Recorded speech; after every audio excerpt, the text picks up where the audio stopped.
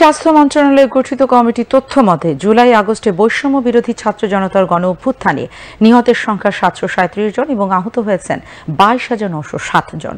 অন্তর্বর্তী সরকারের স্বাস্থ্য ও পরিবার কল্যাণ বিষয়ক উপদেষ্টা নূরজাহান বেগম আজ বিকেলে সচিবালয়ের স্বাস্থ্য মন্ত্রণালয়ের সভাকক্ষে আয়োজিত এক সংবাদ সম্মেলনে এই তথ্য জানান। এ সময় স্বাস্থ্যসেবা বিভাগের সিনিয়র সচিব এম এ আকমল হোসেন আজাদ ও স্বাস্থ্য অধিদপ্তরের মহাপরিচালক অধ্যাপক ডাক্তার নাজমুল হোসেন সহ মন্ত্রণালয়ের ঊর্ধ্বতন কর্মকর্তাগণ উপস্থিত ছিলেন। তিনি বলেন, বৈষম্য বিরোধী ছাত্র জনতার আন্দোলনে আহতদের মধ্যে চোখে আঘাত পেয়েছেন 400 জন। এর মধ্যে একটি চোখ হারানোর সংখ্যা 350 জন ও 2 চোখ হারিয়েছেন 35 জন এবং অঙ্গহানি হয়েছে 22 জনের। উপদেষ্টা বলেন, গুরুতর আহতদের প্রয়োজনে উন্নত চিকিৎসার জন্য বিদেশে পাঠানোর ব্যবস্থা গ্রহণ করা হবে এবং পুনর্বাসন করা হবে।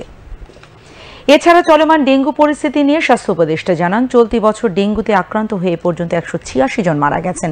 তিনি বলেন, ডেঙ্গু আক্রান্ত রোগীদের চিকিৎসা সেবা নিশ্চিত করতে দেশের সকল হাসপাতালগুলোকে প্রয়োজনীয় ব্যবস্থা গ্রহণের নির্দেশ দেওয়া হয়েছে।